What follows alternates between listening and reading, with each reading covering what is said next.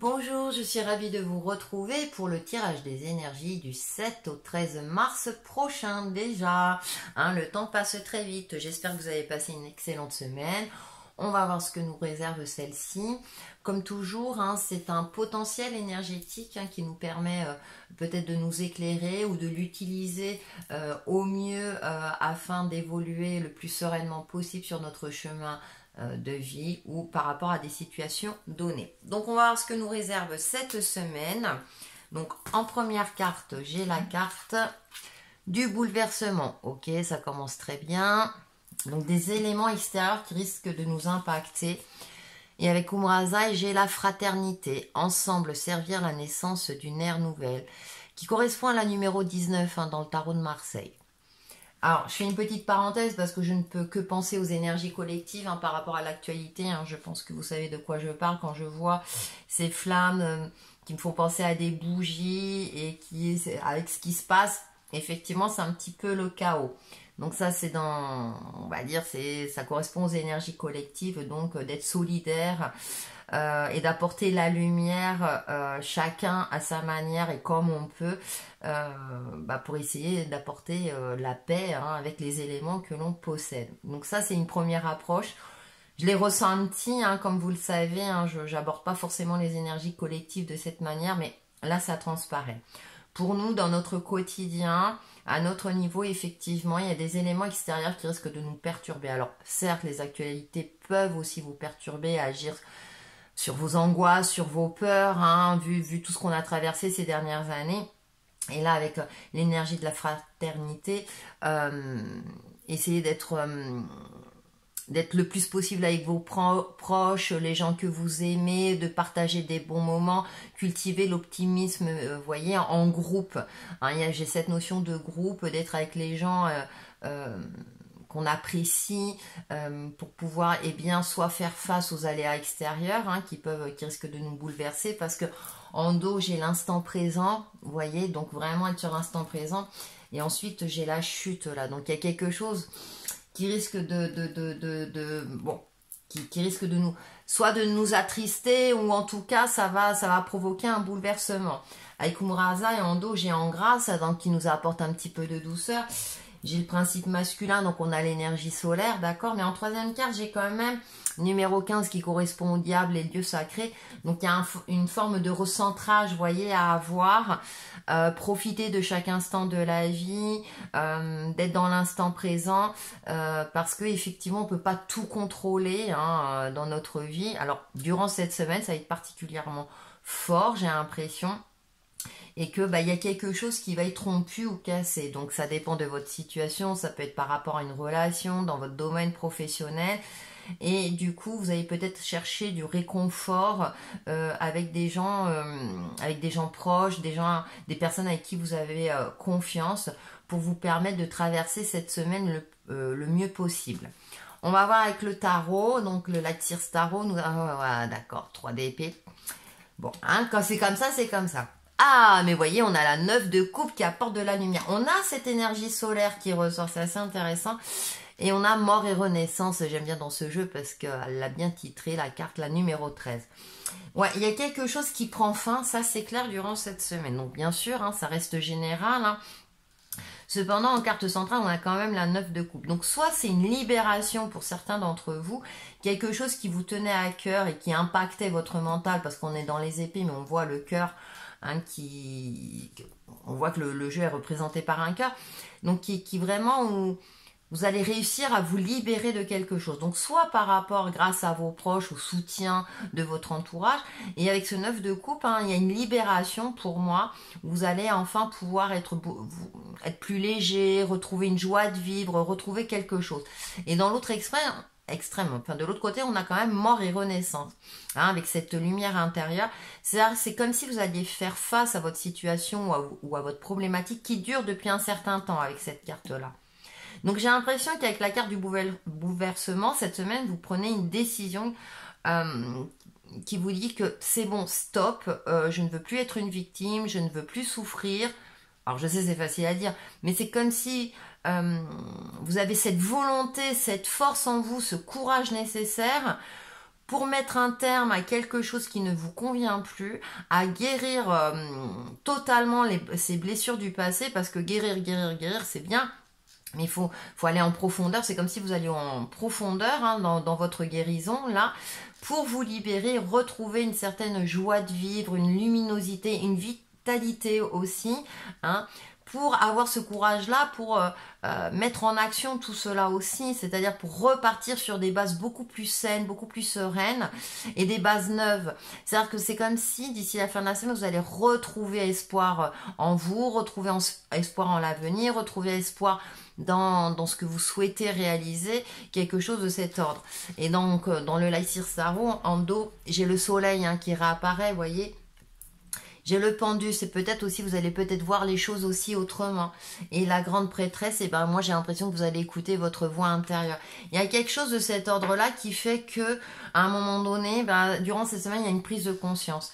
Alors peut-être que justement la vie va vous bousculer, hein, vous avez commencé peut-être la semaine un petit peu, ça va être un peu chaotique, ou voilà, il y a quelque chose de cet ordre-là qui va vous chiffonner, vous voyez, qui va vous déstabiliser. Et là, vous vous dites, non, je vais prendre les choses en main et je vais faire en sorte que. D'accord hein, donc il y a une volonté, hein, moi je ressens une volonté assez forte de votre part, ou en tout cas dans les énergies qui nous encouragent dans ce sens-là. C'est-à-dire de ne pas nous laisser impacter par les aléas extérieurs. On sait qu'on ne peut pas tout contrôler, mais on sait qu'on a la capacité d'y faire face. Donc, à vous de voir en fonction de votre situation. Avec le Lenormand, nous avons le bateau, donc il y a du mouvement, il y a quelque chose qui bouge. Ah ouais, il y a quelque chose qui bouge.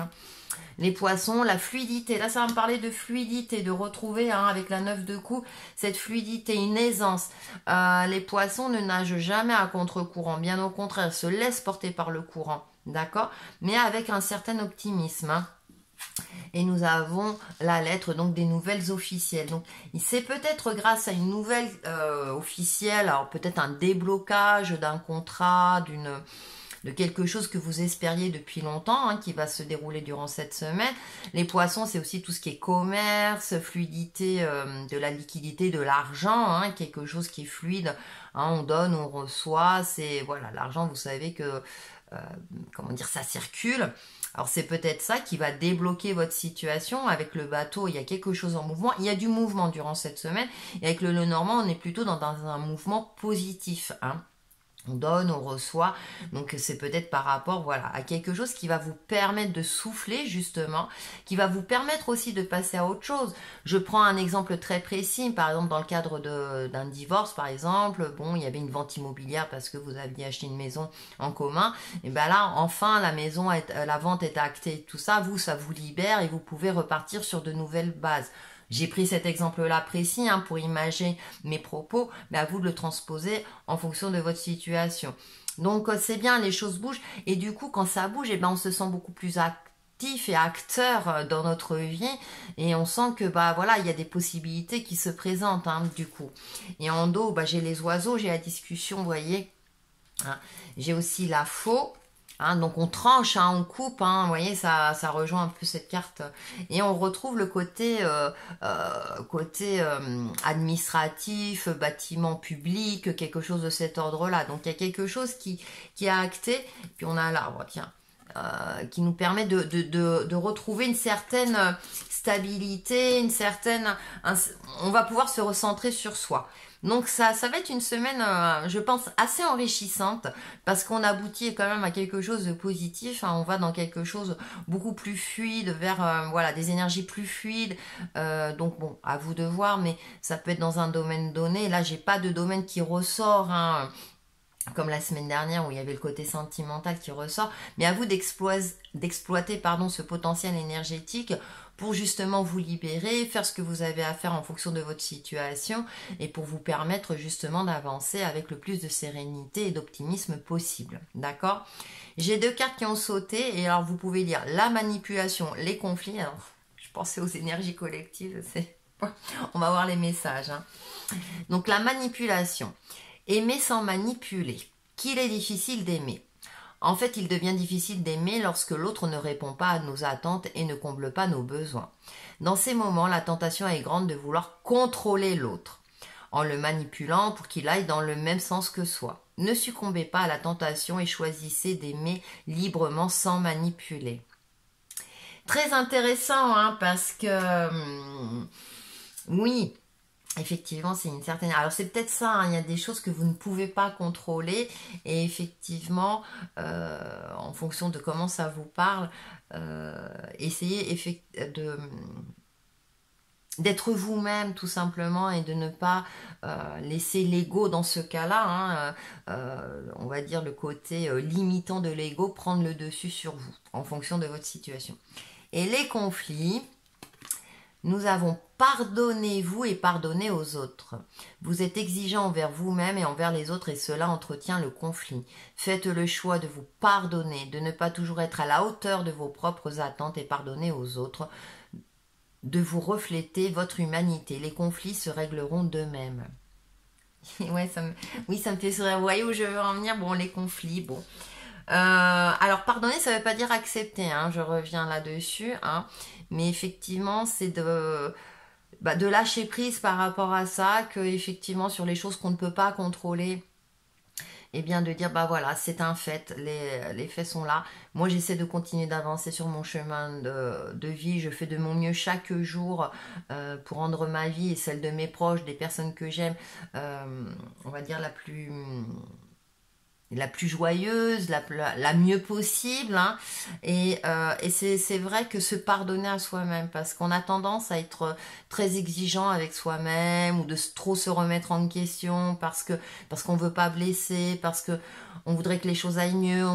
Mais déjà, essayez, moi je dis toujours, hein, quand on est bien avec soi-même, on est bien avec les autres. Et ça, c'est très important, hein, de cultiver cette sérénité, cette paix intérieure. Alors bien sûr, je sais, c'est pas toujours évident, mais de trouver cet équilibre en soi pour justement ensuite cultiver l'harmonie autour de nous, du mieux qu'on peut, bien entendu.